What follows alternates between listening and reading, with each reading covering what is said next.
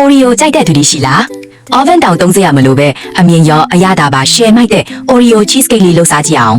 လိုက်လို့ရတာအယမ်းလွယ်တယ်နော်အရင်ဆုံး Oreo အမုံ80 gram နဲ့အရည်ပြောထားတဲ့ Topper 45 gram ကိုတမအောင်မွေးပေးပါပြီးရင်ပုံစံကွက်ထဲထိအောက်ခြေမှာကျစ်လွတ်သွားအောင်တေချာပြီးပြီးရေခဲဒေတာထဲမှာခဏအေးခံထားပါမယ်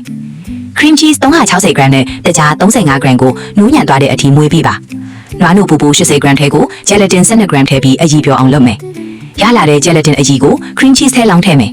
နောက်ထပ် heavy cream 200 gram ထပ်ထည့်ပြီးတမအောင်မွေးပေးပါမယ်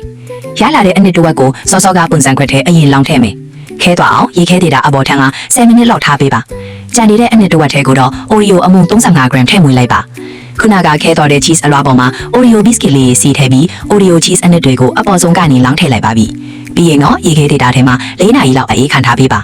4နာရီပြီးရင်တော့စားလို့ရပါပြီ Oreo နဲ့ cheese ရဲ့ပေါင်းစပ်မှုကတကယ်ကိုလိုက်ဖက်လုံးပါတယ်အရသာကအရန်ကိုနူးညံ့ပြီးစိတ်နေအားပဲခုပဲစမ်းလို့ကြည့်လိုက်တော့နော်